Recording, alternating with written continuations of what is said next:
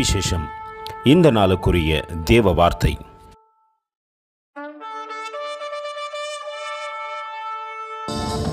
For us Jonas was a sign unto the 9 wives, so shall also the Son of Man be to this generation.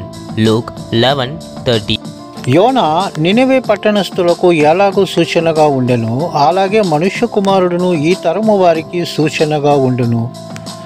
లూకా సువార్త 11వ అధ్యాయం 30వ వాక్యం. YONO Nineveh பட்டணத்திற்கு அடையாளமாய் இருந்தது போல மனுஷகுமாரனும் இந்த சன்னதிக்கு அடையாளமாய் இருப்பார்.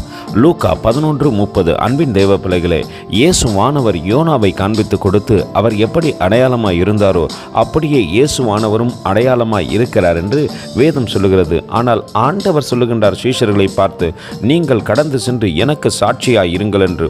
நம்மையும் தேவன் இங்கே அடையாளப்படுத்த விரும்புகின்றார். நம் தேவனுடைய பிள்ளைகள் என்பது மாத்திரமல்ல, நம் ராஜ்யத்துக்குரியவர்கள் என்பதை அநேகர் புரிந்து கொள்ள வேண்டும். அநேகரை நாம் அடையாளமாய் மாற்ற வேண்டும் என்பதற்காக இந்த காலை வேளையிலும் தேவன் இந்த வார்த்தையை கொண்டு நம்மோடு கூட பேசுகின்றார். நாமும் அடையாளமாய் தேவனுக்கு சாட்சி கொடுப்போமா? கர்த்தர் தாமே உங்களை ஆசீர்வதிப்பாராக. ஆமென். எங்களோடு கூட இணைந்து ஊழியம் செய்ய விரும்பினால் இந்த வார்த்தைகளை மற்றவர்களுக்கும் பகிர்ந்து கொடுங்கள். இது ராஜ்யத்தின் சுவிசேஷம். Thank you for watching. God bless you.